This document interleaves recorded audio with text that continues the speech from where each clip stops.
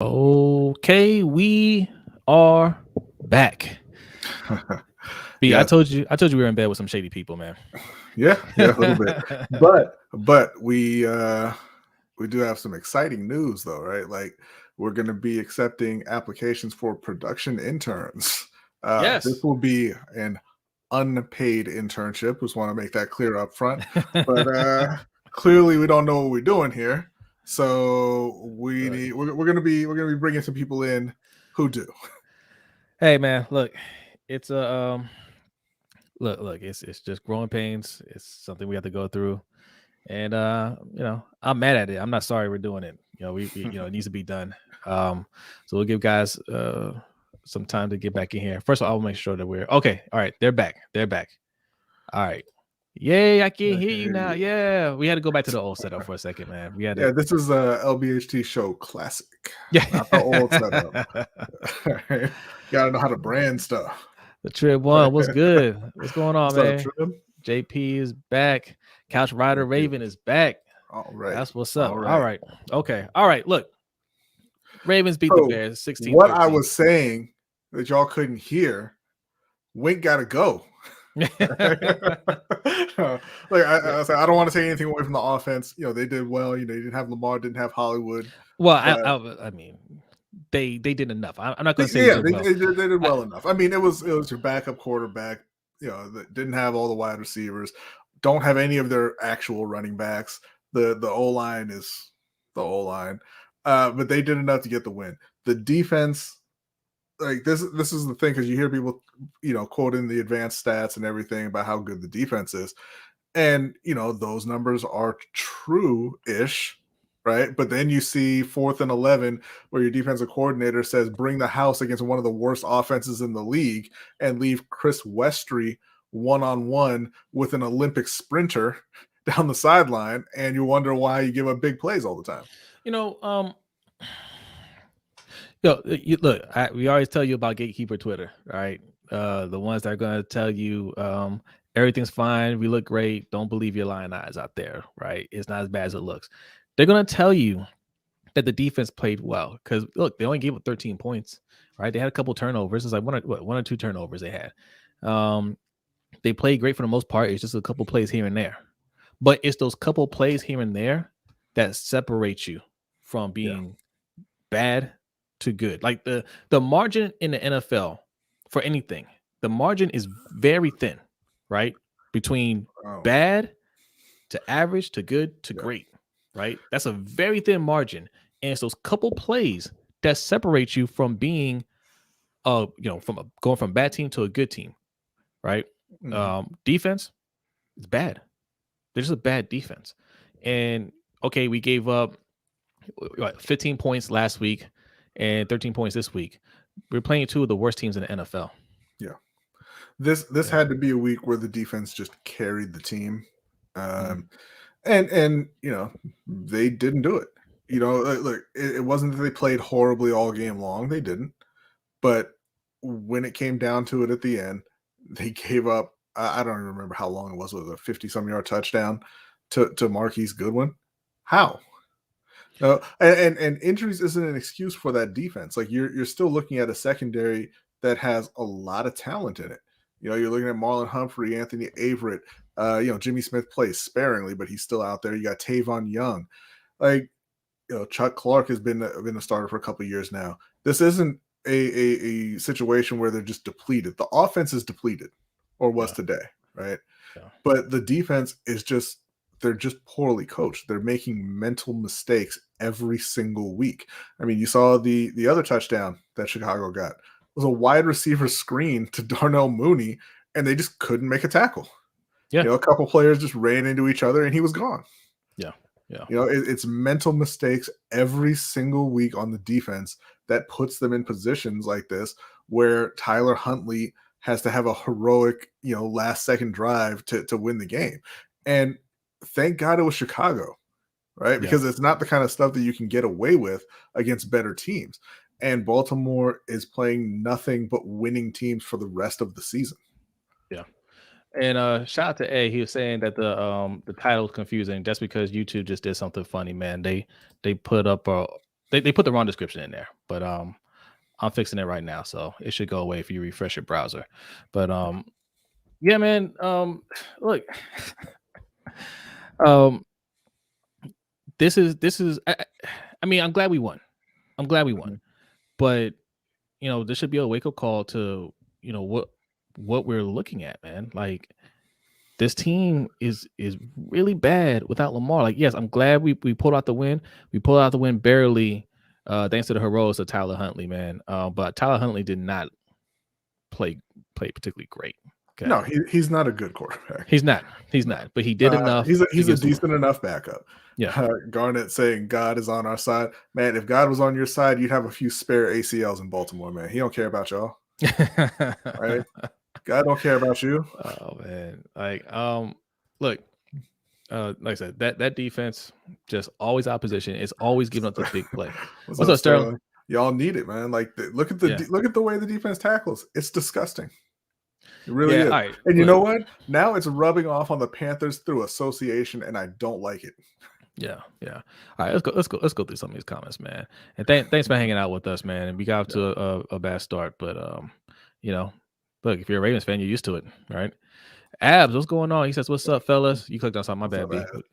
I was clicking on our guy, Just Allo. He says, but we won with a backup and a missing top receiver. Can't complain too much. Yeah, I'm not complaining about the offense. The defense, they can get some complaining, though. They can. Yeah. Look, I'm happy about the win. I'm just not happy about the situation we're in because, yes, we're missing our quarterback, so that's huge. That's for any team, right? But if we had Stephon Diggs out there, if we had DeAndre Hopkins out there along with Hollywood, and Hollywood was out, and we still had a good O line. We didn't trade away Orlando Brown. We still have Orlando Brown out there, and we can hold our blocks. Do you think this game will look as ugly? I can see the Trib one saying it's not Wink, it's the youth on this team. Who called that all-out blitz on that fourth down play? Was that Westry? Right. Yeah, that's that. Yeah, that's not a Marlon yeah. Humphrey ain't young. Tavon Young ain't young. Chuck Clark ain't young. I mean, Chris Westry's in his second season. Okay. But you have to be able to play with young players as well. It's an all-out blitz on 4th and 11. Just play defense. Yeah. like they haven't been playing well all game. Why do you need a blitz there? You don't. It's completely unnecessary, but he can't help himself. There And was it's not absolutely no reason to bring any kind of blitz on 4th and 11. I could understand it more. I mean, I wouldn't understand it either if Justin Fields is in the game, but I could understand it more because he's a rookie, right? But Justin Fields ain't in the game no more. You're playing Andy Dalton, who's seen our defenses plenty of times, right? Like, what are you doing? You think, look, Andy Dalton isn't good anymore either, but he understands a single coverage and when to throw the ball to a single coverage. I mean, come on, man. Like, there's no reason for that there. That's the main thing to me is like there was no point to it. He did it just because he wanted to do it, right? There wasn't any actual reason to do it. Like they weren't going to gain 11 yards if you just sat back and played coverage. That wasn't going to happen. Yeah. But he said, no, I'm coming after you because I can. Yeah. And because I want to. Yeah. And this is, it's something that they've been burned on multiple times this year. Yeah. Yeah. Look, I said we don't want to be party poopers, man. But I mean, the tough part of our schedule is coming up, and we haven't looked good in a while. Okay, right. So I'm concerned about that. But 7-3 is still 7-3. Mm-hmm. That was a much needed win. I feel good about that, man. Who are we playing next week? The Browns. I think it's the next Browns. week is the Browns, yeah. I believe. And the Browns look awful as well. They're falling apart. They almost lost to Detroit today. So, we should be able to get another win next week, and then that'll take us to 8 wins. And, look, man, we got to grind it out. You will hope so. Before the season, I said they were going to sweep Cleveland, and that's certainly still on the table. Cleveland's not playing particularly well, but I'm not confident about this defense handling Nick Chubb.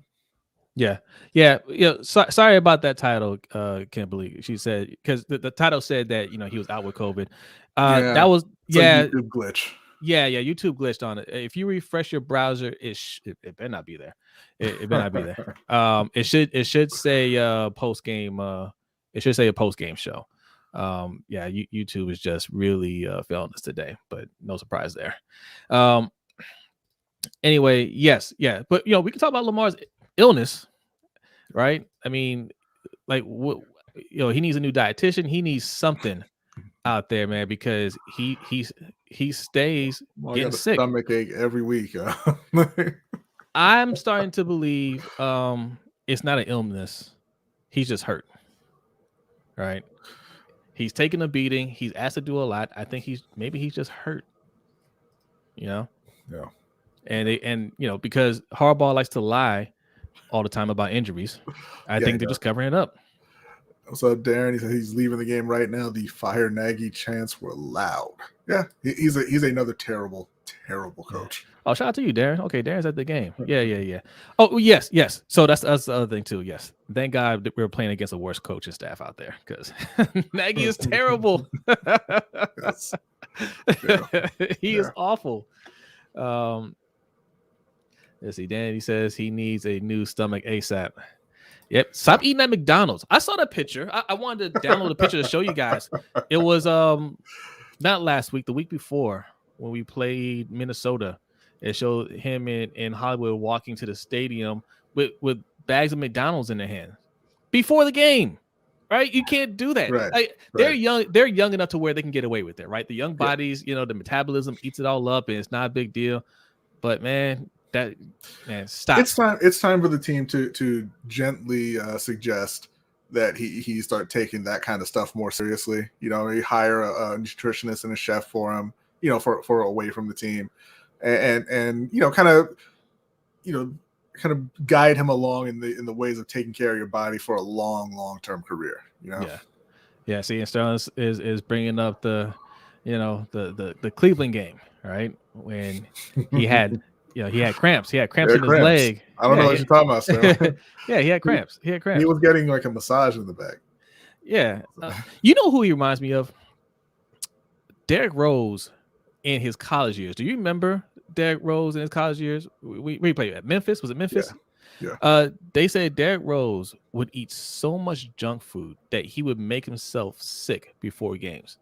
And the coach was always yes, but that's what he said. They said Derrick Rose will always like just aloe. I'm sure you remember because you're old like me. But they said Derrick Rose, man, like they try to get him to stop eating so much junk food. It's like he had a major sweet tooth, and he would just eat all kinds of crap before the game, and like he would just get sick, Yeah.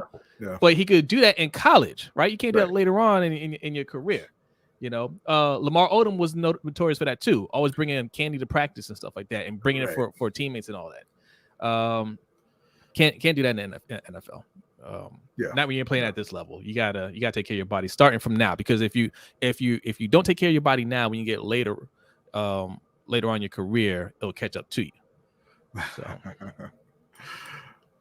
Trip saying, does Matt Rule call the plays on offense? The offense looked pretty good with Cam out there. Some nice trickeration. Old Dominion's finest was lighting the defense up, though. Oh, God. Yeah. No. Matt Rule doesn't call the plays. That's Joe Brady's offense out there. I thought Cam looked pretty good. Let's talk about that real quick. Let's talk about the Panthers. Yeah. Okay. I changed the banner. But yeah, so Cam looked pretty good. There were he could have been better. He missed some plays. At the end of the game there, they had DJ Moore on like a quick out. They could have gotten the first down. He didn't throw it. He got sacked. Even on the possession previously, they went forward on fourth down. Now this isn't all on him. McCaffrey's got to run the route past the sticks, and they completed the pass, but just short of the first. So I mean, he wasn't great, but considering he's only been there for a week and hasn't been playing all season, he played really well. The defense has to hold the Washington football team and Taylor Heineke to fewer than 27 points. You have to. I told B, because Cam came out there just balling from the jump, and the crowd was into it, the energy was there. I said, man, this defense isn't giving up any touchdowns, because like the first time they got down there, they turned the ball over. Washington football team. Mm-hmm. I said that's the closest they're going to get to scoring a touchdown. They're not getting in the end zone, and I was completely wrong. They gave up 27 points. I mean, you can't. You're too good of a defense to let that happen at home. Yeah. and your offense is giving you everything that you need out there. Like, can't put them in a position to win. Like, you can't do that, man. Like, you gotta do better than that. Like, give up one less touchdown, you walking out of there with a victory. Yeah, and this is kind of the thing that we talk about, right? Where it's situational football, right? Um, it's not that giving up 16 points or 13 points is bad for the Ravens defense. It's that you can't give up that 50-yard touchdown pass on fourth down at the end of the game, forcing that drive by Tyler Huntley, right? And it's the same thing in Carolina. Yeah, 21 points isn't a lot of points for the offense. You'd like to see them score more, but you have to understand that you have a bad O-line and you have a quarterback who hasn't played. He's there for a week. There were questions as to whether or not he was even going to play the whole game. Matt Rule came out after the game and said he was considering putting in PJ Walker for the 2-minute drill because Cam hasn't learned the entire playbook. He hasn't played, but he decided to go with him. If you're that defense, you have to know going into the game, like, we have to have our offenses back this week. We have to put up a special performance, a great performance. I mean, it's Washington. It doesn't even have to be great. It just has to be good, right? Like, Taylor Heineke can't have 4 incompletions on the day and no turnovers. You have to play better than that. You just have to. Yeah. Yeah. So look, tough loss, but I mean, you should still feel optimistic about the season. Cam looked really good. All right. What was his final numbers on the day? You have him there? I'll have to pull him up here. He But had a couple touchdown passes, a touchdown run. Yeah. Not a lot of yards. Like I said before the game, they kind of tried to limit the number of passes. I want to say he finished right around 20 passing attempts. Yeah. But again, he scored 3 touchdowns. I got it here now. So Cam was 21 for 27, 189 yards, 2 touchdowns, no interceptions, and then he had 10 carries, 46 yards, and a touchdown. Really so, yeah, good. It went up over 20 because of the end of the game. They had to, they were down and they needed to try to score. But they tried to keep the pass attempts down. They tried to run the ball as much as they could. It was a lot of short passing. They threw some trick plays in there. They were trying to ease him in as much as possible and lean on the defense. And, that kind of backfired on him, which, again, is why we always say don't lean on defense. Not in a league that wants teams scoring points. Yeah. The Trip says Taylor Heineke is who people think or thought Mike White was. Taylor Heineke is exactly who we think he is, man. That dude can't play, man. I'm sorry. Yeah. He can't play. Yeah. He makes some splashy plays and everything, and people like watching him, but he is not a good player. I agree. And Couch Riot says announcers made it sound like Carolina won based on the highlights. I mean, look, it's a big story, right? Cam is back home, his first game back in Carolina, and he played well, So yeah, it's still a feel good kind of story. Cam's back, and he got his first start at home, and he played well and all that. But no, they dropped that one. That was a big game for them. The Carolina Panthers, little trivia for you: 0-4 on the year against the NFC East. Let's talk about the Ravens again. Look, I think Cam's going to get them to the playoffs. I still think Matt Rule is in danger of losing his job. He should be. I don't think he is. I think he gets at least one more year, but he should be in danger. Danny says she recorded Panthers game because she knew it'd be better than the Ravens one. That Ravens game was hard. It was that. It was better than the Ravens. I'll say that. Yeah. But yeah, this is kind of the main theme of the day. Baltimore won their game, but time for Wink to go. That's really where I kind of wanted to focus with the Ravens. They're just not playing up to their level of talent. Now, shout out to Tyus Bowser. He had himself a nice game. He had a couple sacks, including the one that kind of ended the game. Although, I mean, it was pretty much over at that point. Andy saw to that himself. But Tyus got the official game-winning sack. He had forced a fumble earlier on in the game. But they're just a very poorly coached unit. Like I said, they're always making mental mistakes. And, they've been getting by for the most part because they've played a pretty soft schedule up until now. But that ends this week. This was their last, relatively easy game for the season. They've got Cleveland twice. They got Pittsburgh twice. They got Cincinnati again. they've got the Rams, and they've got the Packers. There's no gimmies in there. Look, every time we talk about coach needing to go, right? Wink needs to go. Greg Roman needs to go. Essentially, all we're doing is pulling strings, right? Because this all leads to John Harbaugh, right? Because we're saying get rid of Wink, get rid of Roman. But Engraven said it on his stream last week. There's one constant here, right? Like we get a lot of coordinators that come and go, and eventually they overstay their welcome, and we say they got to get up out of here. There's one constant with that. It's Harbaugh, because our coordinators, it's not like our coordinators are leaving to go get head coaching jobs, right? I mean, the only one was Kubiak, and Kubiak wasn't really art. Well, He damn no, sure wasn't Harbaugh's guy. He wasn't Harbaugh's guy. He was somebody. Caldwell did. Caldwell did, yes, yeah. Caldwell did. He should have kept his job, to be honest. That's the last time they had a winning record. But outside of that, not really. Like they're not really getting head coaching jobs. So we're firing them. What's up, Nitro? What's up? Yeah. Oh, it's all good, man. Like we had some technical difficulties in the beginning, so it's better that you came late. So look, it's one of those things. If you look at Nebraska, right? Scott Frost. If you don't know about Scott Frost, he played at Nebraska. He was a celebrated player over there. He went on to the NFL. He had to switch from quarterback to safety. He didn't really last very long. But then he came back and he was coaching in college, and he was coaching Central Florida. And he was coaching them when they went undefeated. And they were saying, hey, man, we should be in the playoff. And they kind of put up a national championship banner. Yeah. That year, Scott Frost got the Nebraska job because that was his dream job, to go back home, and coach Nebraska. And I maintain that this is what has done him in, but he kind of threw shade on Central Florida putting up the national championships. I'm like, oh, well, you didn't really win. I'm like, you were part of that. Don't do that. But things have gone very poorly in Nebraska. They're awful. They're an embarrassment, right? And this year, they said that Scott Frost is going to be back. He's coming back next season. But the rest of his staff isn't. And that's what normally happens, right? If a coach isn't doing a good job, the GM or the AD or whoever comes to you and says, hey, you can keep your job, but you have to fire all of your assistants, or you can all go.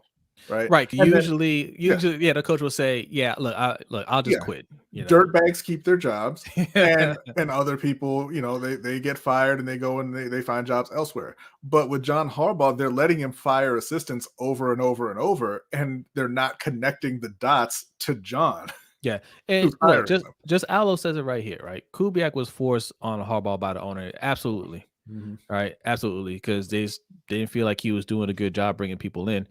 And they're like, yo, like you have to bring him in, right? Like this is our guy. We want him in. He was doing well there. The only reason he left is because he got a head coaching offer, right? And then winning the Super Bowl with Denver.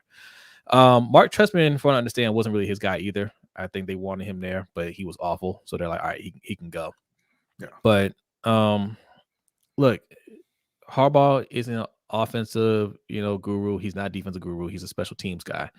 And I think it's always been that way. I think, they give him time to they give him time to bring in his people, because, when you're successful, they say, they're hands off. But when things aren't going well, they step in and say, look, man, you need help over here. Right. Yeah. And they say, okay. And I think that might be what's going on with Keith Williams and T Martin. Right. I'm not sure if they're connected him in any way. I think that might be Eric DeCosta's way of saying, all right, we're going to bring in, I'm not going to tell you to get rid of your guys, but I'm going to bring in a couple guys to kind of help out a little bit. Right. Mm-hmm. But look, man, the bombs fell out on this defense. They're not a good defense. I don't care what you're seeing these last 2 weeks, and you look at the score and say, oh, they're not getting up that many points. They're giving up big plays every week. Every single week. We play two of the worst teams in the NFL, and now we're starting to play some of the top teams coming up here. What's this defense going to do?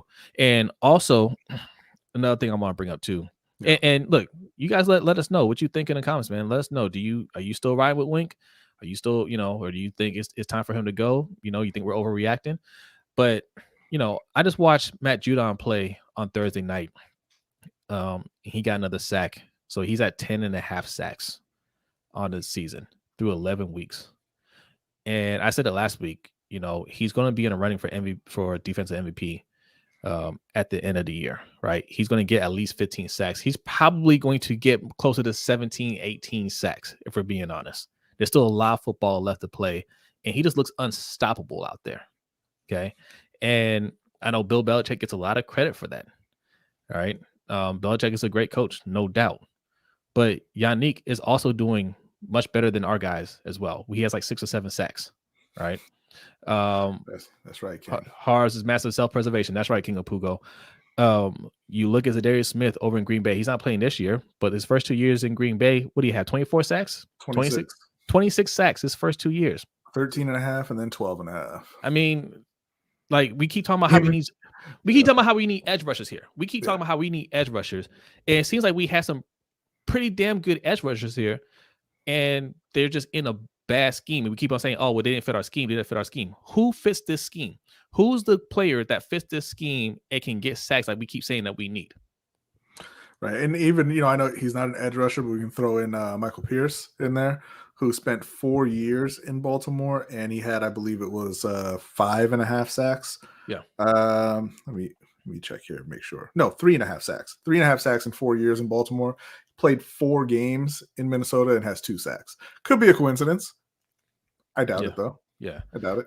But real quick before we move on, I want to give a shout out to our guy Shug. He's posted in the Discord that he's having the best day of his life. He got tickets to the Steelers and Chargers game. So, he's out there getting the tailgate going on before the game tonight. So nice, man. Day, Shug. Enjoy, Shug, and enjoy. And condolences ahead of time because y'all going to get beat down. Ferris, our guy Ferris says, "Oh my God, Byron Leftwich as a coach. Look at the times, man. Damn, I'm old. Yeah, because I remember him playing at Marshall." Give who a chance to turn it around? So, like, what do you mean give them a chance? Like they're coaching right now and they're not doing well. Like when you say give them a chance, like what are we talking about? Because look, we're gonna keep winning games. Coach saying they've made some dumb decisions, but personnel changes affect a lot. But they're the ones making the changes. Yeah, Coach. But again, but again, like the example I use with the edge rushers, that's all wink, right? Like these guys weren't hurt, right? They played in the system, and they're not performing. They weren't performing as well in this system as they are other places, right? We keep on saying personnel, but when we had the personnel, what are we doing with it? I mean, you guys say it all the time. Like always got to a hot start. He looked like, hey man, he's a good replacement. And then you guys are questioning how he's being used in this defense. He's dropping back into coverage, he's not dropping back as much as you guys think he is. But what's up, Tanja? But you're questioning how these guys are being used. That's scheme. That has nothing to do with personnel. That's scheme. And like who do we not have on defense right now for us to that's holding us back from playing well? Because I feel like we have everything that we need to be a top defense. We're just not that. Yeah. Adit says Harbaugh is going to be in his 60s after this contract ends in 2022. John probably coaches Baltimore until he's about 63 to 66 and becomes a special advisor. T. Martin is probably his replacement. I agree with the Harbaugh coaching into his mid 60s. Honestly, I think he's probably going to stay there just as long as he wants to stay there. Probably. Because Lamar, they're not going to be bad enough to just say Harbaugh's out, and they're not going to make a move when they're not, having losing seasons, I would think. T. Martin as the replacement, I'm not sure. I think he's the replacement for Greg Roman. The eventual replacement for Greg Roman, whether that's after this season or sometime beyond that. I don't know that he'll end up as the head coach in Baltimore. Hopefully for T, if he gets the offensive coordinator position, he does a good job and gets a head coaching job elsewhere. But yeah, we'll see. Shout out to Dave on, man. Thanks for coming through. Hashtag LBHT crew. A deep mood. What's going on? He says Harbaugh is going to be. Oh, that's what you read. Okay, my bad. Because you took it off the screen. Danny says reasons why Wink need to walk home after every game. Yes. That's not nice. He's an old man. He needs to clear his mind. Tanja says the blitzing has to stop. The corners are left wide open too many times. That's it right there. Leaving the field open, not putting our players in the best position to succeed. Because we can talk about the players not being up to par. We can talk about that. Okay, if you want to say that Chris Westry isn't good enough or Anthony Averett isn't good enough, that's a conversation we can have. You can make that argument, but how is it good coaching to put them on an island then? It's not. It's terrible coaching. And this is what I always say about coaches. You're not a good coach because you have a particular scheme, right? Anybody can put together a scheme. Anybody can go out there and just do the thing that they were taught coming up, the thing that they've learned along the way, and to say, hey, this is what I do. This is how I do it, and I'm going to keep doing it this way. Anybody can do that. All coaches do that. Yeah. What makes you a good coach is looking at your roster and saying, you know what, these guys can't run the scheme that I want to run, so I have to adjust, and I have to run something different. I have to play to the strengths of the guys that I have.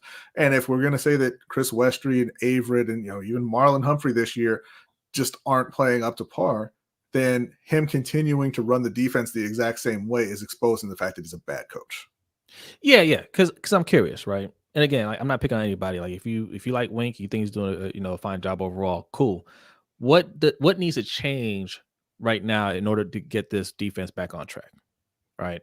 Like that's my thing. Like what needs to change right now? Personnel, like who do we need in here to to get this defense going again? Because as far as I'm concerned, everybody that needs to be here is here, right? Outside of Peters, but Peters shouldn't make us one of the worst passing defenses in the league. Mm-hmm. I don't know. I don't know. Let's see what you guys are saying in here. Closing in on. Go ahead. Would we be able to get Rex Ryan, or is he too big to be a DC? I don't want Rex Ryan. I think he's another one. The game has passed him by. You don't want. It's time to stop looking at the older guys with the names that They got to go out and do some actual scouting and get some up and coming coaches. Yes. Yeah. With that said, I wouldn't be mad at Wade Phillips. Wade Phillips is one of those coaches. He can only be here for about 2 or 3 years, and then he got moved on. Right. Yeah.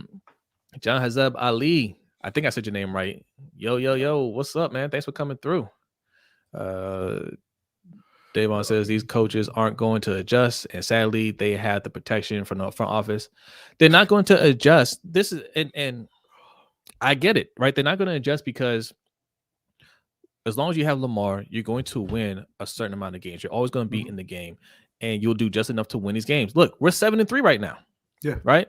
And you're going to have enough people out there caping for this team saying, look, as bad as we're looking, we're 7-3 and we're still at the top of the AFC North, which we are. Right. Mm-hmm. And all we have to do is just execute better. That's a fun word that they like to throw out there is execute. You just got to execute better. If you execute better, then it'll be all good. Right. But my question is this: if we execute well and the other team executes well, who wins, right? What does it come down to? Because to me, it comes down to talent and coaching. And do we have the better coach? Look, we have one of the better coaches in the league. I don't think John Harbaugh sucks, right? But Andy Reid is a better coach. Bill Belichick is a better coach, right? Like there's, Mike Tomlin is a better coach. And those are the guys that we're going to have to face in the playoffs. So if we're executing well, they're executing well, what's it come down to? Those guys had the advantage in coaching, and that's fine. We can still win it, but we need talent. Do we have more talent than the Chiefs? No. Right? Do we have more talent than the Bills? No. So that's what I'm concerned about with this team. Like, and it's not, and that part isn't on the coaching staff. That's on EDC. But Harbaugh's he's no defensive guru, no offensive guru, and we don't have defensive or offensive gurus on the team. That's what scares me. So. But see, Danny, and I see where you're going with this, and we needs an assistant like Roman got Tim Martin. Yes. And it's funny, but it's like, just fire them, man. Just fire the coaches who aren't doing their job. Don't bring in an assistant to do their job for them. Yeah. Right? Yeah. Bring back Ozzy. Says Harvard's a PR guru. He is great at it, man. He is. Yeah. He is. Talk about it ain't pretty, but it's us. What is this a slogan for a sitcom or something? Like, you're not supposed to be ugly. Fix it. Like, don't come like, oh, hey, that's just how it is. No, it's not. Yeah. What do you mean? Nacho says, I brought this up before. Y'all think Lamar doesn't notice the dysfunction of the coaches? We better pray that man signs a deal very soon. I hope he doesn't, man. Listen, I love the Ravens, man, but I advocate for the players in especially the black quarterbacks because black quarterbacks, we call it the black quarterback treatment, right? Like they get used up and they get spat out and they don't get any respect, man. Like I don't want to see him sign a long-term deal until they put protection around him and give him some weapons. He's already shown you he's one of the best quarterbacks in the league, right? I don't want him to get treated like Cam Newton had gotten treated before, where they just refuse to give him what he needs to really succeed, right? And then he's always criticized for every loss because every loss that we've had this year is on Lamar ultimately, right? Mhm. Which is why I say hashtag defund the defense. We say hashtag defund the defense. Don't put any more resources into the defense because they're never asked to win. Even today when Lamar is out, and Tyler Huntley can only give you so much, you couldn't do something as simple as get the ball back, like keep them from scoring a touchdown. It's 4th and 11. Is that too much to ask? 4th and 11. Andy Dalton, the Bears, they only had six points up to that point. Mhm. Let's get them off the field so we can go home. Nope. Right. 0 blitz, touchdown, and we almost lost the game. Tyler Huntley has to save the day. Yeah. So and I want to look at it from the Carolina perspective as well, right? So when Matt Rule came in, their first draft, all defense. Every single pick was on defense, right? And now they've gone out and they used their first pick on defense again this past year in J.C. Horn. They picked a couple other defensive players as well later, but they're using those top picks on defensive players. Okay, then you go out and you sign Hassan Reddick, one of the best available edge rushers in free agency. They got him pretty cheap, just on a 1-year deal because he wasn't getting the offers that he was looking for. But you brought in Hassan Reddick, you brought in Morgan Fox, you brought in Daquan Jones, right? You brought in Stephon Gilmore. You traded for him. Yeah. Traded for C.J. Henderson. You're putting all these resources into the defense, and everybody's looking at the defense prior to the season and even through the first few weeks, saying like, man, this defense is wild. This is a great defense, a great young defense. And they were. And they gave up 27 points today. Yeah. Right? Yeah. You can't rely on a defense like that. Week in and week out to win you games. It's not the way the NFL is anymore. Teams have got to stop like putting that on their defense and saying, hey, we're gonna build and build and build and build and build over here, and you got to go win the game. Because like you said, when you put in all those resources, they're not getting blamed. They're not being held accountable for not doing that, not playing exceptional on that side of the ball, right? And you're never getting that top level of production. Now, you can get it in spots, right? Like if you look at, I believe it's Buffalo right now has the top defense, top scoring defense in the league. They're giving up like 15 points a game, except for today. Except for today. Well, yeah, that's a good point, right? The Colts aren't a great team. They gave up 38 to the Colts. No, actually, I think it was 41 at the end. Yeah. But even still, you're not going to be giving up 15 points a game next year. You're not going to be giving up 15 points a game the year after that. Like you can't sustain that kind of play on defense. So it doesn't make sense to put all of the resources on that side of the ball and say we're trying to build an elite defense. You're going to be elite for a year, if that. I understand why in Baltimore we think we can do that because we've had some of the greatest players to ever play the game on the defensive side of the ball, right? And when you had that over the years, I mean, you're going, a decade where you have Ray Lewis, Ed Reed, Terrell Suggs, Halil Nada on the defense at the same time, right? These are some of the greatest football players to ever play the game, dude, ever. And yeah, when you have those kind of players on this team, yes, you can be a top defense for a very long time. We got nothing like that now. Okay. And we keep trying to search for those guys. I think that's what they're trying to do. They're trying to kind of get that back a little bit. That's why they put so much of you're not winning 3-4 playoff games with 15-7 type scores. That's true. Right. Yeah. But I think this team still has that mindset. This organization has a mindset of, well, I know. Eric DeCosta said it. Play hard defense and run the ball, right? Can't win like that anymore. We don't have those players anymore, and they keep trying to find those players while still trying to be cheap, right? Because if you want those type of players, you're gonna have to move up in the draft. You're gonna have to trade, to move up. You're gonna have to spend money to get those players when they're available. You can't try to do this right player, right price. You're just gonna maintain an average record, right? Right. And I think for So, a Harbaugh and company, I think they're fine with that because they'll keep their job. yeah, Kyle, so this is what I'm talking about. Like he says, tackle, middle linebacker, safety, and defensive tackle need to be a priority this offseason. One of those is correct. One of those is correct. All right. It should be tackle. But you had CJ Mosley. They didn't want to pay him. Right. So philosophically, you're saying, hey, we want to be this great defense. We got CJ Mosley. You have to pay him. They didn't. They used the first round pick on Patrick Queen, and now 2 years later, you're saying middle and a third round pick on Malik Harrison, and a third, and now we're saying middle linebacker has got to be a priority. Safety, they just used a third round pick on Brandon Stevens, right? Yes. They just paid Chuck Clark. You've got Deshaun Elliott. Now, granted, I mean, he got hurt, obviously, so you got to make a decision there following this season. But they brought in a third round pick in Brandon Stevens. They paid Chuck Clark. Safety can't be a priority. Defensive tackle, I mean, yeah, you got Justin Madubuike, but yes, they do need to replace Brandon Williams, but they should have been looking to replace Brandon Williams already because he was overpaid and not producing to that level.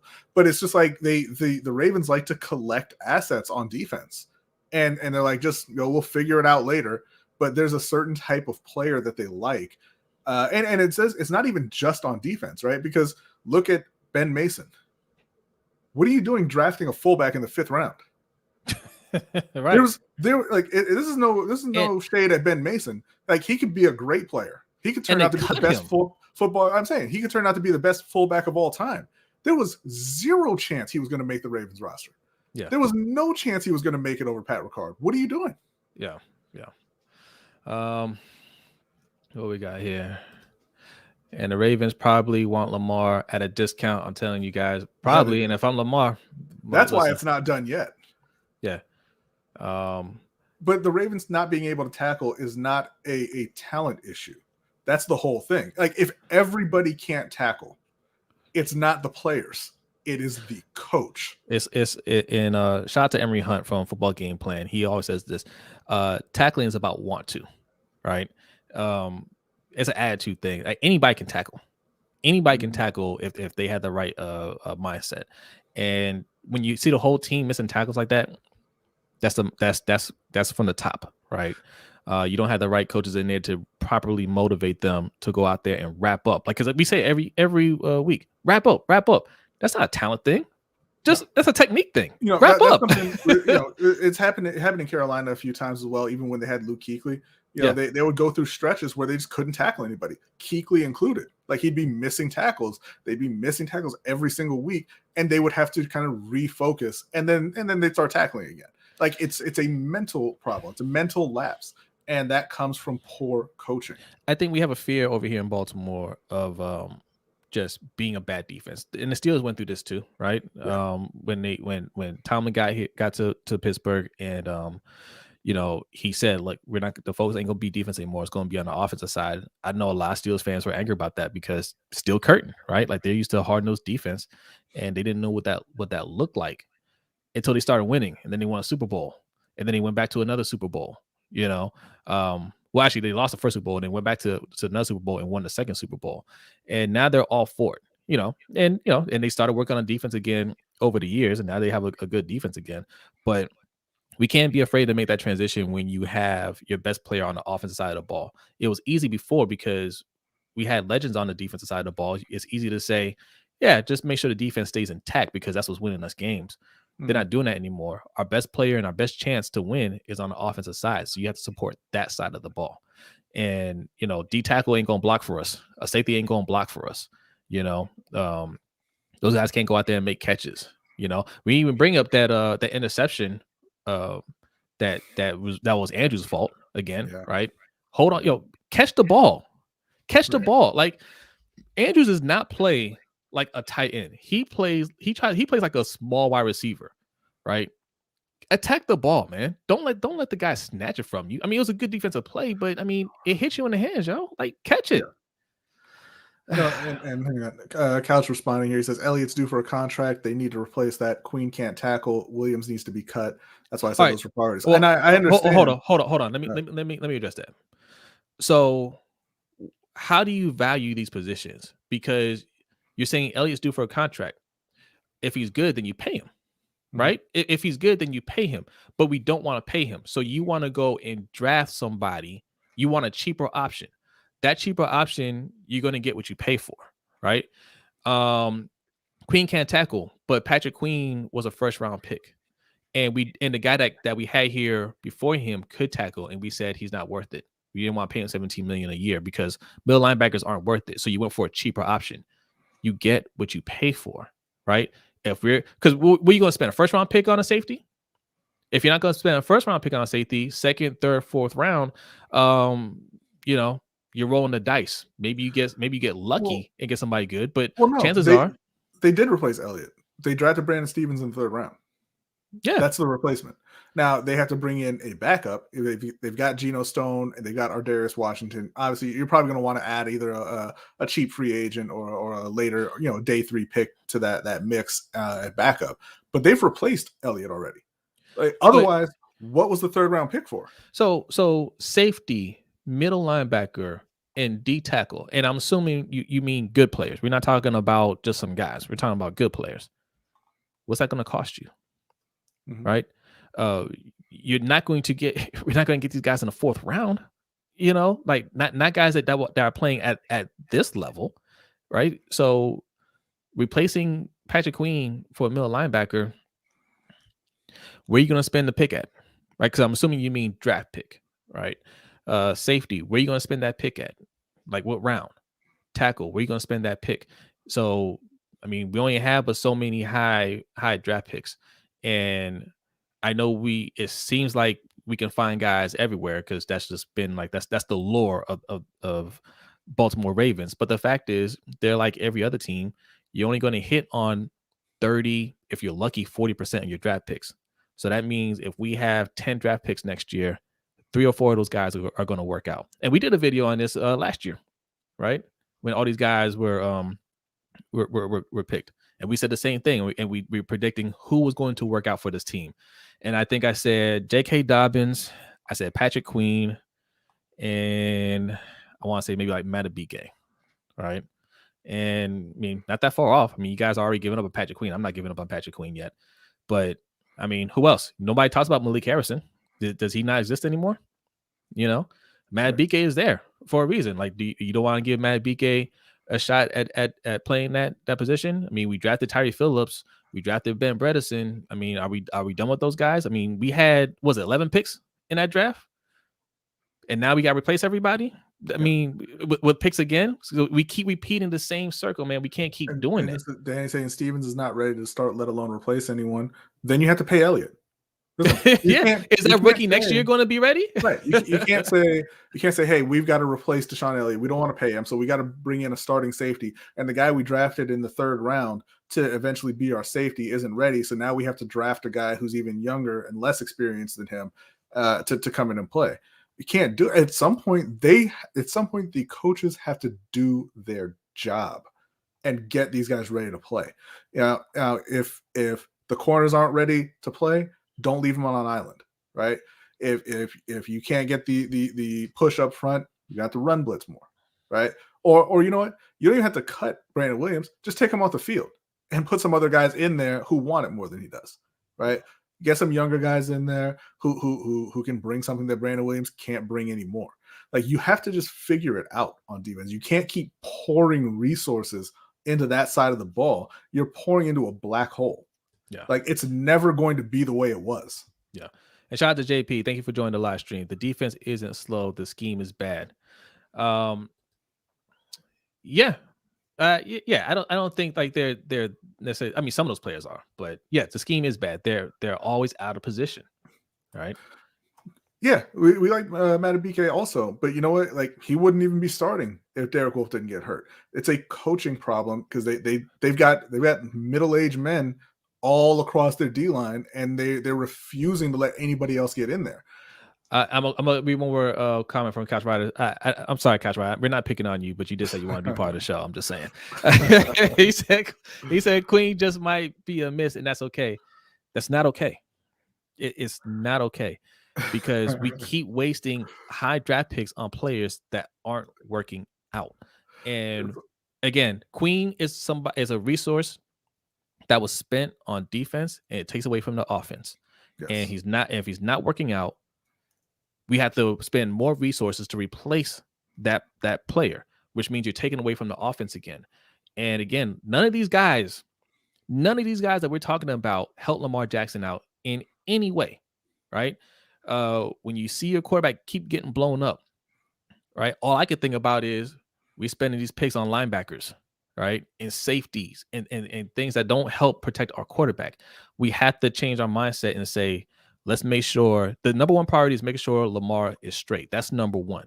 Once we know the O-line is set and he has enough weapons, then you can say, all right, let's look at fixing the defense. But nothing else should matter before we get that fixed. Right. Davon's saying tired of funding this damn defense to be mid. Protect Lamar and watch us win. Exactly. You're not 7-3 because of that defense. Because even a little bit. Because despite everything that we've done on the defense, when we lose games, the first person to get the blame is Lamar Jackson. Mm-hmm. Let's see. Bullies. All right, let's become more comments here. All right, let's see a few more comments here. Keenan Ricketts, what's going on? He says, explain blitzing on 4th and 11. It makes no sense. Yeah. It makes no sense, man. Like, is your defense that fragile where you can't just line them up and just cover? Right. It's 11 yards. So you don't have a defense that can hold them to under 11 yards on that play right there. You have to blitz. Right. And again, it's like we were saying, they didn't have to blitz. He wants to blitz, and he's not going to change. We've been saying that for a while. They've been burned on that multiple times this year. Yeah. They've been burned on that zero blitz multiple times. He won't change. What's going on? He said chaos in the building. Yes, E brings the chaos every time. Real quick, we got 50 people in here. Okay, all right, y'all hanging out with us. Make sure you hit that like and subscribe button. Yeah, we're trying to get to 1,000 subscribers. I had a little graph up here to show our goal by the end of the year. It's a ambitious goal, okay, and maybe we hit it, maybe we don't, but that's a goal that we're setting by the end of the year. So tell your friends, tell your loved ones. Hey, friend. Hey, loved one. Do you love me? You do? Well, if you do love me, okay, you will support my good friend, okay, my good friends, Jose and Brodny and Lunch Break Hot Take. Just hit that subscribe button. It takes 2 seconds, all right? Mm-hmm. Spread the word, okay? And Couch Rider Raven, who we've been picking on too, he's trying to get to 1,000 too. So, spread the love this holiday season. If you can't give a gift, okay, give the gift of subscription. Okay. Also, right below B. I didn't even mention that, man. I was so hot when we started. $ LBHT show. Okay, that's what we use as a super chat. We don't enable super chat. I didn't even we're not putting the Streamlabs up today. Just look, just Cash App right there. That's what we use as super chat. Shout out to your boy. Hey, Ferguson made a good play today. Shout out to Sack. Did he get a sack? No, she said made a good play. Don't be getting greedy. Don't get greedy. Good play, daddy. Good play, daddy. All right. Yes, and shout out to Tyus Bowser, man. Tyus Bowser looked good today. Right. I saw he stole Justin Houston's sack. I was considering giving Justin Houston for a sack because that should have been his, where he had that forced fumble. We need 11 Legend to get this shirt, man. We are 10 games in. We got 7 more games to go. Justin Houston just needs 2 more sacks for Living Legend to get something from the LBHT shop. Okay.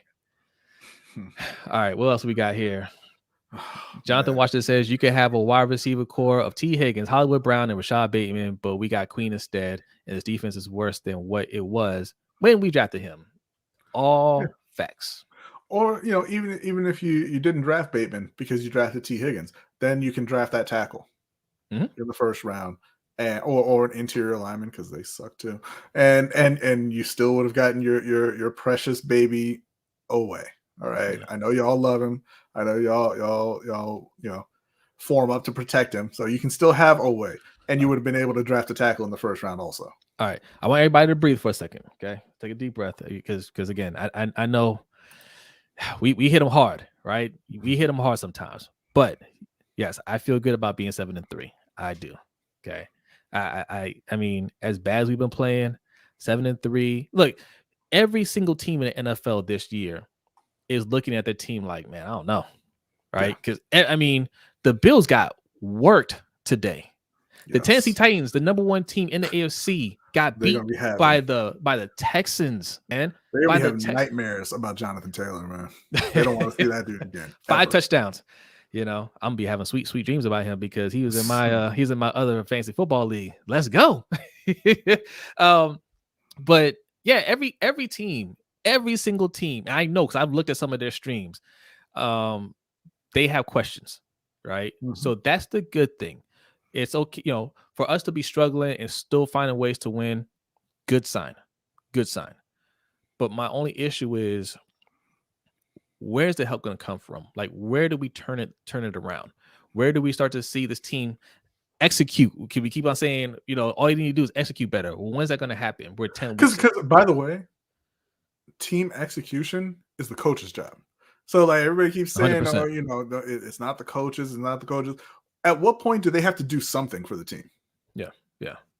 And shout out to Attitude Pop. What's up, Attitude Pop? How is Tyler Huntley average? It's his second season in NFL, and he ain't had that much chemistry with the starters. Lamar has been telling us Tyler is special, and he's our secret weapon. He's average. No, did he look special out there?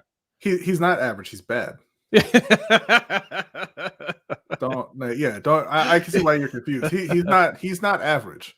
He's a bad quarterback. He's a backup quarterback. Yeah, he's in the second season. He can develop. But right now he's a bad quarterback. It's okay. Yeah. And please don't post the same message there again, man. I saw it the first time. Don't do that. Okay. Attitude Pop, man. Attitude Pop. If you didn't read it, how does he know that you saw it? If you didn't read it. And what's up, We've been Noah? having technical difficulties. You never know. Noah said, just woke up from a nice nap. What's up, crew? What's up, man? Noah. Yeah, man. Yeah. Ben Powers can't be the best option. Yeah, I agree. Did he play today? I think he's active. I mean, I think they all got in there a bit. I want to talk about just for a real quick second why Dak Prescott is trying to deny me greatness by just not throwing the ball to Michael Gallup. What's the score of that game? Let's get a quick. It's the Chiefs are up 16-3. Dak Prescott has 21 pass attempts and 68 yards, and he has 1 interception. I should have known something was up. I didn't see Caleb in the chat. I should have known. The Bengals are up 16-6 on the Raiders. The Cardinals are up 16-6 on the Seahawks. It's a common score today. But yeah, so those are the only 3 games going right now. Then Pittsburgh and the Chargers are the late game, and then we got the Giants and Tampa Bay tomorrow night. Yeah. Eric says 16-3 Dak is a joke. Under pressure, Dak isn't a joke, man. Look, everybody has bad games, man. I'm a Dak fan. I like Dak. It's funny you say that. He has been under pressure too. He's been sacked 3 times already. Yeah, that's he's watching the game. Yeah, he's watching the game. Let's see. Well, no. We're not taking that down, JP. We're not. No slander. No slander here. No slander here, sir. All right. I don't know, man. Like, did he get a catch today? It feels like I don't think he must be hurt. Who? Because Prochet. Because you almost called him Porsche, didn't you? I almost did. Not intentionally. Not intentionally. I like making fun of people's names. That's not cool. Me neither. We try to get it right. Yeah. Yeah. But he must be hurt because I swear somebody promised us they'd be here every week reminding us about how great he is. And I haven't seen him. That person must be sick. I don't know. He must have got what Lamar got. I told B before the game, all right, we'll get off of this. I just got to mention this. I said I feel bad for Prochet this week because Hollywood is out, Boykin is out, he's active, and this is a great opportunity for him to show out. Right, I said that earnestly. I didn't say that no shade. I said that like I really felt like this would be a game where he can go out there and make some clutch catches. But unfortunately, Lamar didn't play, and you got Tyler Huntley. And once Tyler Huntley got in there, I knew. I mean, like your backup quarterback, especially a young one, isn't going to get that many pass attempts. So I knew Mark Andrews was going to get targeted a lot, Well, and look, not so much everybody else. he got a good amount of attempts because they were losing. He ended up with 36, and Prochet had 0 targets. I feel like I do feel like, because like I said, I like Prochet. It's nothing personal against Prochet. I feel like if Lamar were playing, Prochet would have had a pretty solid game. I think he would have hit Prochet on a few I bet you he wouldn't attempts. have. I bet you he wouldn't have because Nick Boyle was also back. But that boy he doesn't really get a lot of targets normally. He can if you have a good quarterback, but that's the other thing I want to mention as well, because Nick Boyle coming back supposed to be a big boost to the run game because he's a great blocker and everything, right? The top running back averaged 3.2 yards per carry today.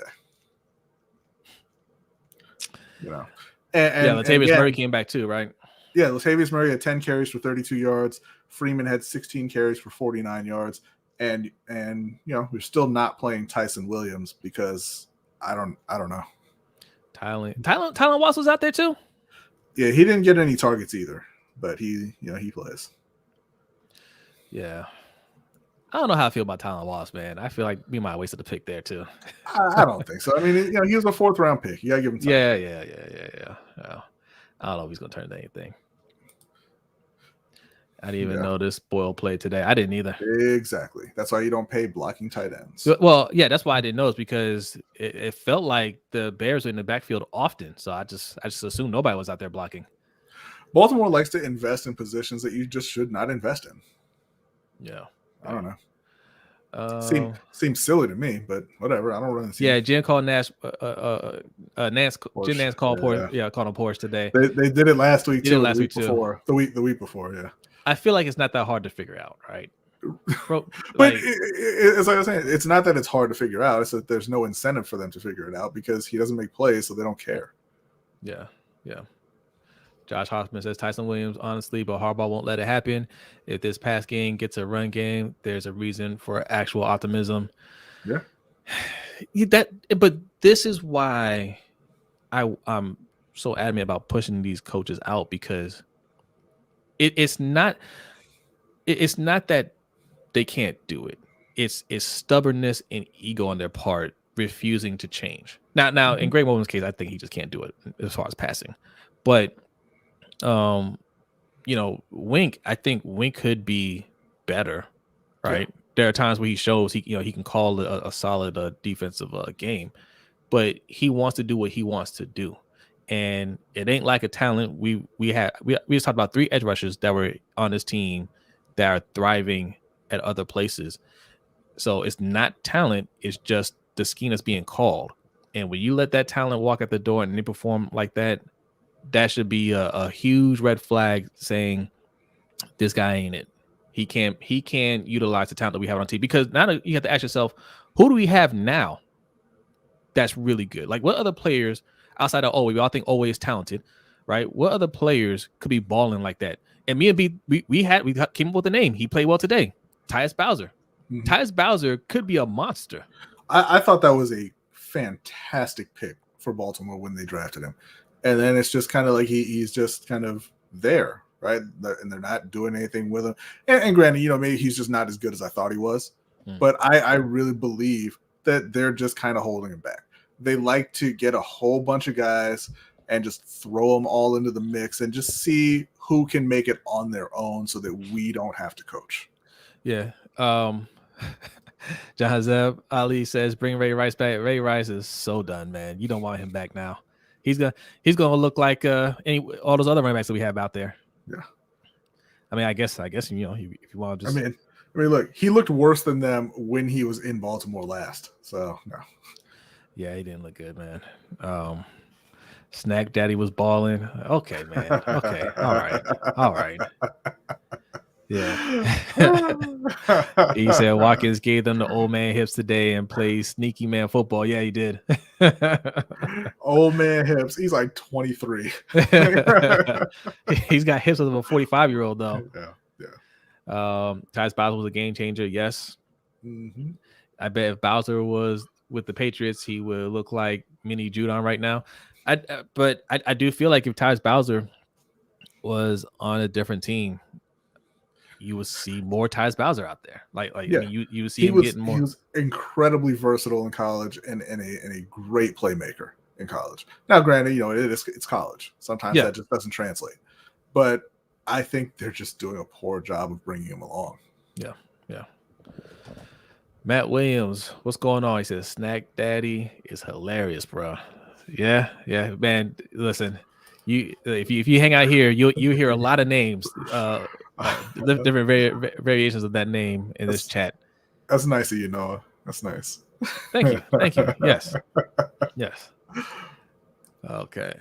More Bowser, more Olway at the edge, not in the middle, less stunts. But look, okay. You have them on the edge, and then they start running up the middle. Then what are you gonna do at the middle? Brodny, I'm Appreciate sorry you, about Eric. Panthers today. Yeah. I'm happy about the way Cam played. Yeah. I don't like what I saw from that defense. We'll see. But listen, they're 5-6. They're still in it. They're undefeated in the division. So they got 2 against Tampa left, and then 1 against the Saints and the Falcons. If they win those games, they'll be in the playoffs. Yes, and the Saints don't look like anything. No, Tampa's been struggling. Those are winnable games with Cam there. You just got to go out there and win those games, right? And the Falcons are what a mess they are. Yeah. So you should be winning at least 3 of those games, and at the very least split with Tampa. Tampa's a tough team still, but look, it's still looking up. Your season is far from done. So John Hazel says bench Queen. No, he had a good they're making the playoffs. Yeah, Panthers. There you go. That's right. I like that tackle for loss that Queen had. What was it, in the first quarter or second quarter? He's starting to put some things together, man. But listen, bench him for who? Well, yeah, that's the other thing. I just want you guys to go back and look. Like, we're not making this stuff up, right? Go back and look at our earlier videos when you first started this channel, and we're around draft time, and we said, don't draft Queen because it was Queen. And why do I keep forgetting the other linebacker's name that he was? Harrison. No. The other linebacker that was coming out at the same time as Kenneth Murray. Kenneth Murray. Queen and Kenneth Murray were linked to this team. It was, hey, we're going to get one of those guys, and everybody's pumped about that. And we said, stay away from that because you already said linebacker isn't the organization. Said that linebacker isn't a position of value because he didn't want to pay CJ Mosley $17 million. If you don't want to pay for that position, why are you going to spend a first round pick on that position especially when we have other needs? Because if Patrick Queen if Patrick Queen just balled out, he's the best linebacker in the league. We going to be willing to pay 22-23 million per year for him when he comes up? Or are we going to be saying, nah, we can't afford that. He's just a middle linebacker, right? And he's not even doing that now. So you definitely ain't going to want to extend him by the time his contract comes up, even if he plays better. So that position is not worth it. Why waste a pick on him? We can wait until second or third round to get somebody like Malik Harrison, who we ended up getting and we're still not using. And also, we had Josh Bynes and LJ Ford that we both liked, and they played fine. We can just keep them, right? And now what are we doing? We're back to, man, what's LJ Ford was out there. Man, Josh Bynes, man, he's the best. He's the best linebacker on the team. So why do you want to spend another pick on a linebacker? Right. But really what it comes down to is we have a coaching staff that just can't develop young talent. That's really what it comes down to, right?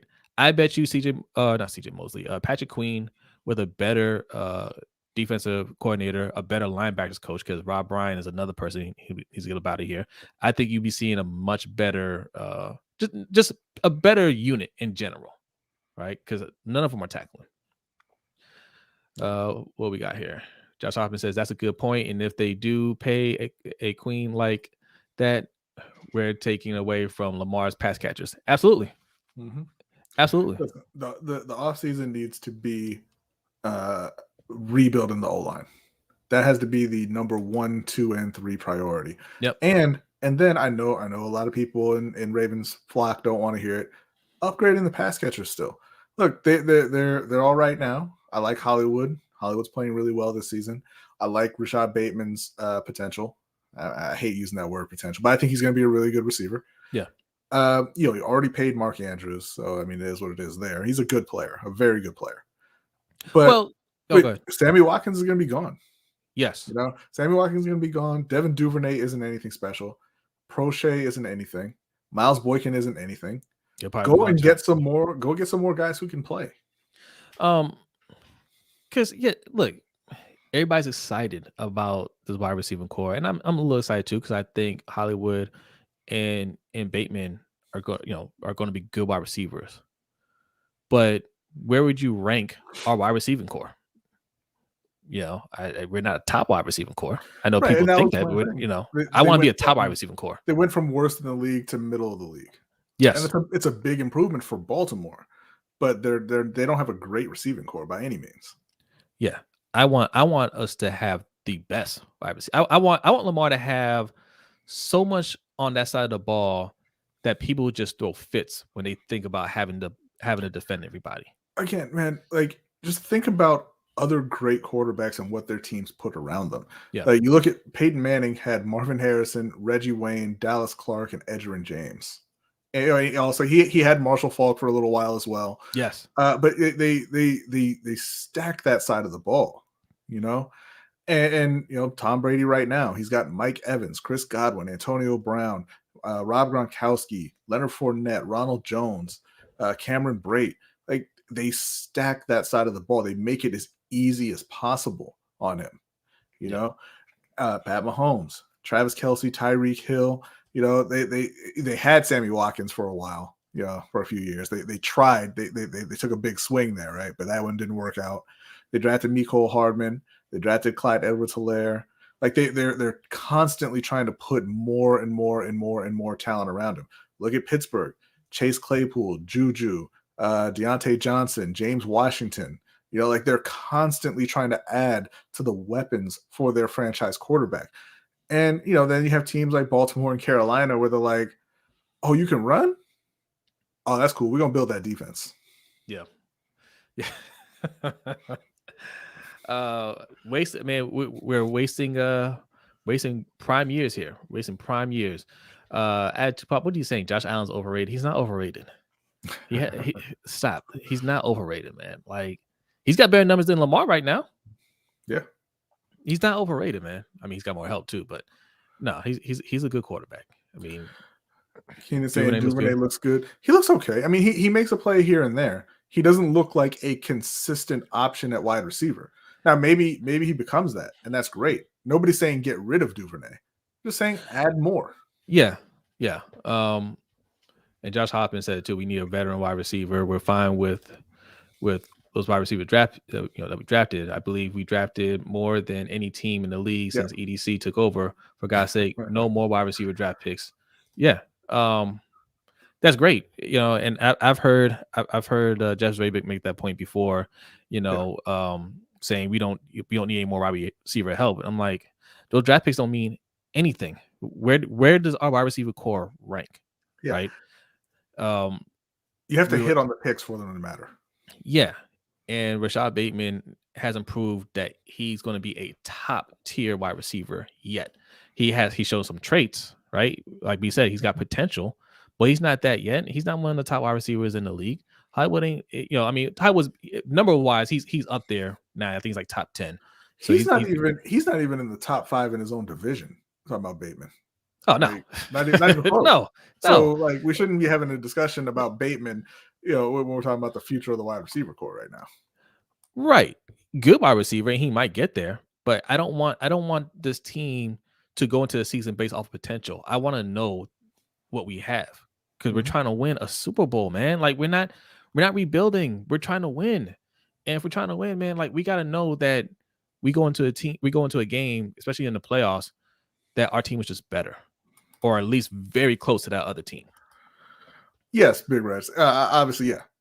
But you have to be a veteran to be proven. Yes, but it is good that you use that word because Baltimore loves signing them some veteran receivers. They don't really love signing proven receivers though. That's not their jam. Yeah. Right? All right, here we'll do a couple more comments, and let's wrap it up so we can watch some more football. Went a little longer than we had planned to. We got to a bad start, so we kind of want to make up for that. John Hazeb says Adams will demand fat salary, which we don't have. Yes, we do. Yeah, if Devontae Adams was available and he wanted to come to Baltimore, Baltimore could get that done. Listen, don't listen to. That's another thing. Don't listen to Gatekeeper Twitter when they say we don't have the money. We have the money. Okay. For you guys have seen Friday, right? This scene always sticks out in my mind when I hear about we don't have money for stuff. When Smokey's mom sent him to the store for some cigarettes, she gave him $1. He said, hold on, this ain't enough. And she looked at him and said, make it enough. That's exact that always replays in my head when I hear people say we don't have enough money. You better find the money. If Devontae Adams says, I'm not going back, I haven't been tagged, and I want to play with Lamar Jackson, you better find the money.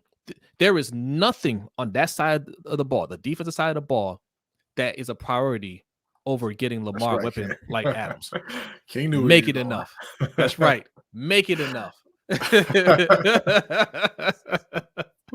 Yo, you better make it enough. Anytime, look, in fact, LBHT crew, anytime you hear anybody on Twitter, you see anybody on Twitter talking about cap, you type it just like that. Make it enough. Okay? we ain't trying to hear no excuses. This is the thing that I guess people don't want to talk about or don't even think about really. And all the talk about EDC and whether or not he's a good GM. Yeah, okay, he hasn't hit on a lot of picks, but it's still early. You know, those guys a lot of those guys are still developing. Yeah. He's absolute trash at managing the cap. The Ravens as an organization are trash at managing the cap. Yeah. You know, there are teams who make that a priority who are great at it. The Saints are one of them, right? That's why the Saints always have money to sign whoever they want, and they never seem to have to pay the cap penalties. It's weird. Look, but Baltimore, no. Listen, emphasis, reclaim. Look, LBHT crew, we're claiming this hashtag. This is ours. Hashtag make it enough. Okay? I don't want to hear any more excuses about that. Look, do you guys know we were trying to trade for Xavier Howard? Do you know how much Xavier Howard makes? You know what his cap hit is? It's like $17 million. Where are we going to find that money? How are we going to make that work? He plays on defense. Yeah. it must be a second. It must be a separate cap room for defense. Right. All right. I don't know. I don't want to hear it. Right. I don't want to hear it. They've got plenty of money on defense. Yeah. Devontae Adams, I would love that. He ain't gonna come here, but if somebody like that is available, because I didn't think DeAndre Hopkins would be available. I didn't think Stephon Diggs would be available. I didn't think Adam Thielen would be available. Right. When somebody's available like that, no more excuses. It needs to happen. But start with the O-line. First things first, start with the O-line. Yes. Josh Hoffman says they're good at managing the cap if you judge by that goal of never having a purge year. So I don't even think they're good at that, because in NFL, that purge year, that's mythical. Like, you never have to have that. That never has to happen to you unless you want to happen to you. Yeah. You can keep kicking that can down the road. It never has to. You never have to catch up to it. There's never an end. There's no end date. And that's always my response when people talk about how you're going to pay later for, trading draft picks, or like people look at the Rams. Oh, it's going to catch up to them that they're trading first round picks. When? Like, when does the NFL stop? When do they have to pay that bill? Like, I knew that was, it was years and years in Carolina where Panthers fans would look at the Saints and be like, how do they keep signing these guys? And everybody was like, oh, don't worry. When Drew Brees retires, is going to be this huge bill. Their comeuppance is coming, right? And it was this offseason, and they were $100 million over the cap, and everybody was like, "Yeah, I'm getting my plans ready. I'm about to put together a pitch meeting for Michael Thomas because that's what I was doing. That's what I was doing. I was like, Michael Thomas going to come on it cheap. Yeah, he has to. They're $100 million over the cap. There's no way they didn't cut anybody. Kamara, let's go. They cut no one. There's not a single person who you would look twice at that got dropped from that Saints roster because they were $100 million over the cap, because it's not real. No, like it's just the cap is a tool to suppress player salaries and to kind of feed to the fans when you just don't want to go after particular players. You don't Don't want let to pay. anybody tell You you don't want to pay otherwise. players. Don't let anybody tell you otherwise. Don't accept any excuse for that. You tell them hashtag make it happen. All right. Make it enough. Hashtag make it enough. Hashtag make it enough. Okay? And the other part of it too is there are so few players who are true difference makers, right? There aren't a lot of players who week in and week out affect the game in a meaningful way. So if you have the opportunity to get one of them, it doesn't matter who on your roster you have to cut. Yeah. Yes. Almost got Howard. Almost got Hopkins. Almost made the tackle. Shout out to Skeptical. Yeah. Shout out to Skeptical, man. Um, yeah, man. I've been seeing him on Twitter and in those spaces as well, man. Shout out to you. Tanja says, fire the accountant. He is not moving with the times. Every other team knows how to work the budget and add playmakers. We see it done on other teams. Absolutely. At our expense. Yeah. You know. And the Ravens don't understand what players make now. Like they're stuck in the past. Just Al, I saw your comment. I'll try to make the overtime shows, but I can't stay up that late. Man, we can barely stay up that late. Man. I know it is rough. I don't know whose idea it was to do it right after the actual live show, but I'm gonna say that I had a bad idea. All right, real quick, let's plug our stuff before we get up out of here. We'll read a couple more comments, but let's plug our stuff real quick. The overtime show is the show that we do after our main show every Wednesday night, 7:15 p.m. Eastern time. If you're new here, right, we do a show every week, and immediately after that show, we do the overtime show. We talk about anything and everything with our patrons, right? So we had 2 tiers for our Patreon. It's the $3 tier and the $10 tier. Be real quick, tell them what they get for those tiers. Yeah, for the $3 tier, you get entrance into that overtime show that we do every week after the live show where we talk any and everything. It's a lot of fun. You also get entrance into our Survivor League or Pick'em League. We kind of go back and forth with that year to year. This year it was a Survivor League where you make one pick. If you win, your team wins, you move on. If they lose, you're out. And at the end, we give away a custom LBHT trophy that's going out to OTR Mike this season. He defeated Hendo last week or the week before, to be the last man standing. So congrats to OTR Mike. In the $10 tier, again, you get a on-screen invite to the overtime show. You can join the stream and talk with us. You also get entrance into our yearly fantasy football league. That's going to be converted into a dynasty league moving forward, and we give out a customized championship belt at the end of every season. It also gives you the ability to request specific content. Articles, videos, and things like that on any topic that you would like.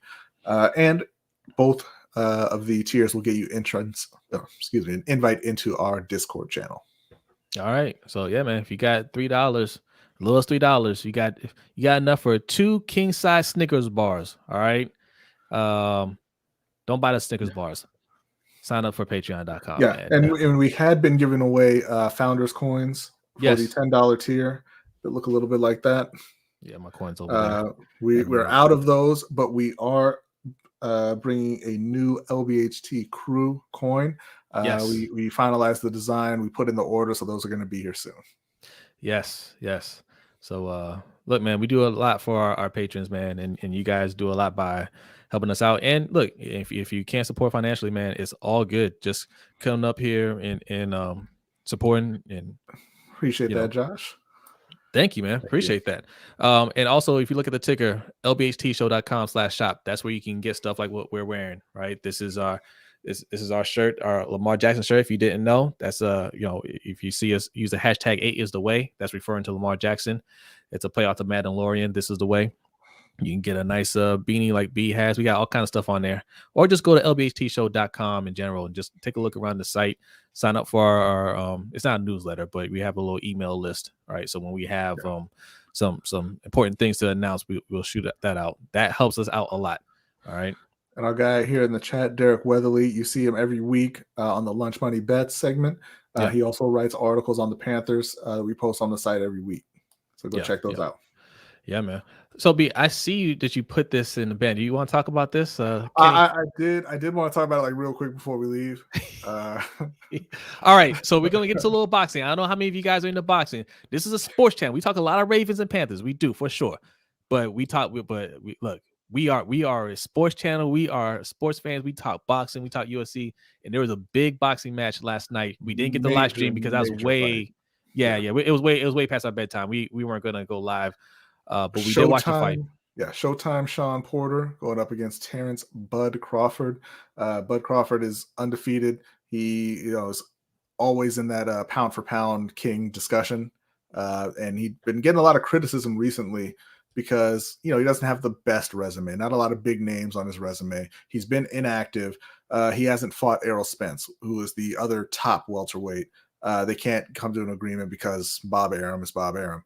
But he had a fight against Sean Porter last night. Really, really entertaining fight. Sean Porter came out, had, arguably the best fight of his career. Through 9 rounds. Jose and I both had him winning by 1 round. On the official scorecards, he was down by 1 on 2 of the cards and down by 3 on another, which I don't know how they got to that margin, but whatever. Yeah. 10th round comes, and Sean Porter. Now, what you need to know about Sean is his arms are a little short. They're a little bit short. Yeah. So he and Bud Crawford's a southpaw. So Sean Porter has been diving in. He's been jumping in, trying to get into the pocket, as it were, and start landing some combinations. He's a really aggressive fighter. He likes to keep the pressure on you, right?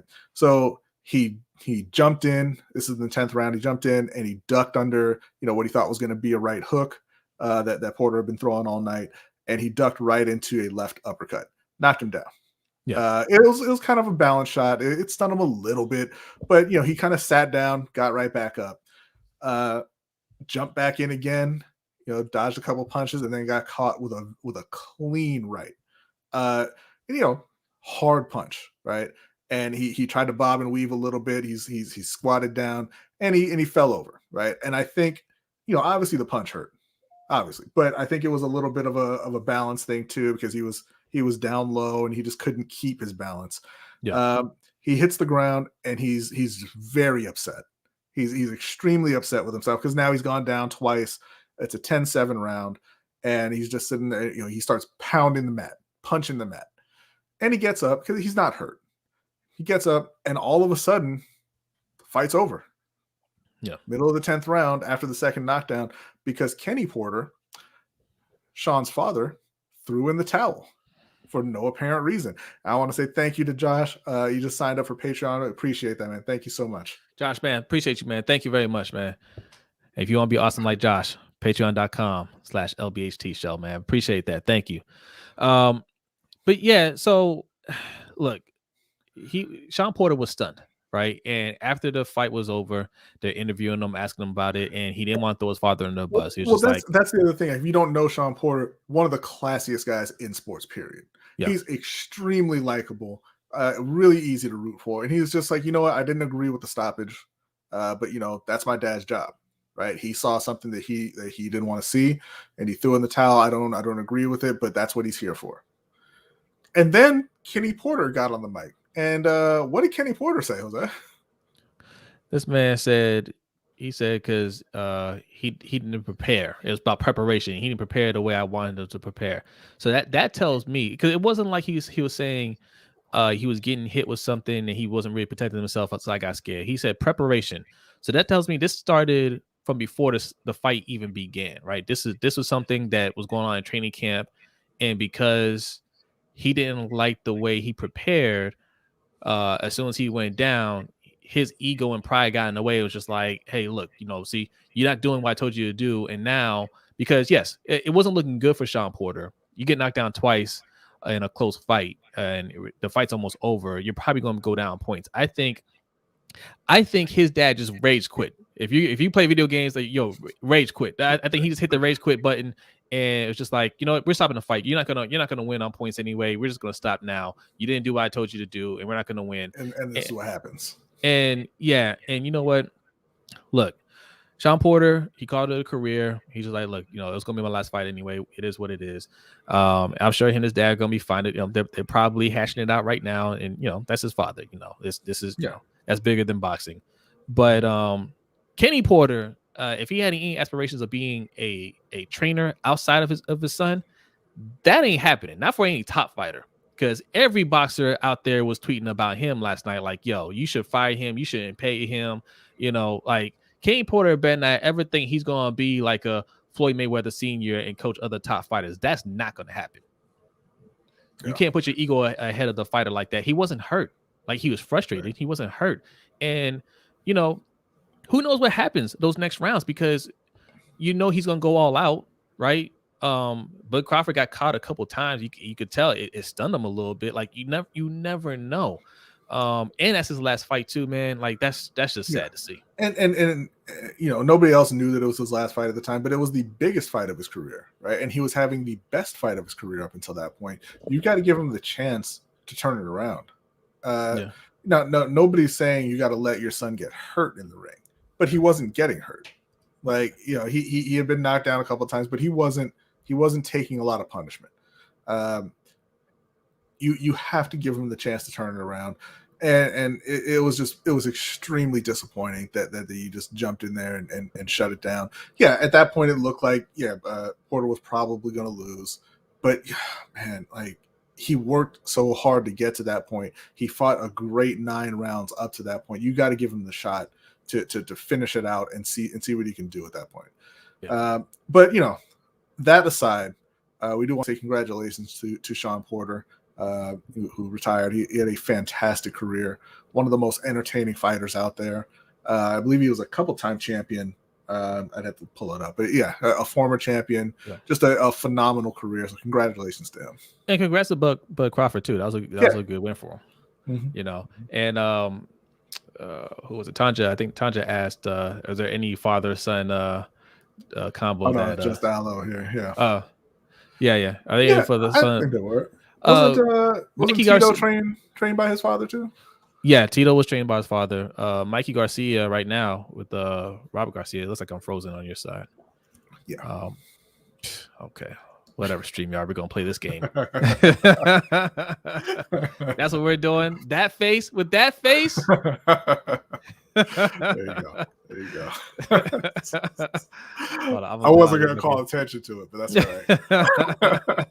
But yeah, no. Like Teofimo and his father, I think that they kind of got into it a bit, and I think they kind of worked through it. There's examples of guys who didn't hate their fathers being their trainers, but I can't imagine that's going to be a good relationship for at least in the near future with Sean and his father. But yeah, like you said, also congratulations to Bud Crawford. He's one of the top guys out there. I mean, I would still, I think, have Canelo at number 1 just because of what he's been doing over the last couple of years, just kind of belt hunting. But Bud Crawford has been phenomenal. Obviously, now we definitely want to see him get the deal done and get in there with Errol Spence. That's probably right now,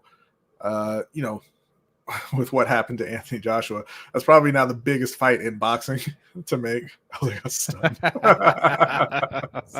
still can't believe that stoppage. It stunned me. Yeah. So yeah, we certainly hope they get the fight together with Bud Crawford and Errol Spence. That'd be the biggest thing in boxing right now. And just a great fight. So hopefully they get that made. All right. So that's our rant, man. We've been going for an hour and a half. If you just came into the stream, man, thanks for coming through. But we're wrapping up the show. Agent E wants to know if we do WWE. We do not, man. We do not. No, and apparently WWE doesn't really do WWE anymore. They're just cutting people left and right. Everybody.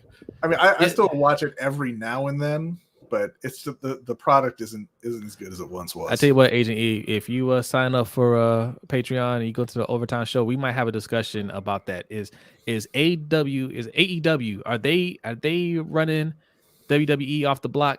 Like, is it their time now? Like that's something we could talk about. John Jones is allegedly fighting Jack Swagger, former WWE and current AEW superstar. Jack Swagger, like in a real fight. I guess he used to be in MMA, but they're talking about in Fury Wrestling, I believe it was called. So I guess John, he's done with the UFC. So we'll see. Yeah, Danny. Marcus Maidana, he was another good fighter. Really good fighter. Yeah. So all right. We'll leave it there. Guys, thanks for coming through. This Wednesday, I know I told you guys every Wednesday 7:15 we do a live show. It's not gonna be live. We're gonna have something pre-recorded because look, it's the holidays, man. We got things to do. You can find Mr. Cena in Fast and the Furious. Yes, he's a movie star now. He'll be back at some point. They always bring their guys back, but right now he's doing movies. Yes, this Wednesday we're gonna have something for you. It's probably gonna be pre-recorded. We'll probably set it as a premiere so we can you guys still be in the chat room. Maybe we'll show up in the chat. All right, and we'll be back on Sunday. What's this? We gotta look at the schedule. We'll probably be there on Sunday. Probably. If not Sunday, then Monday. Look, just subscribe, hit that notification bell. Okay.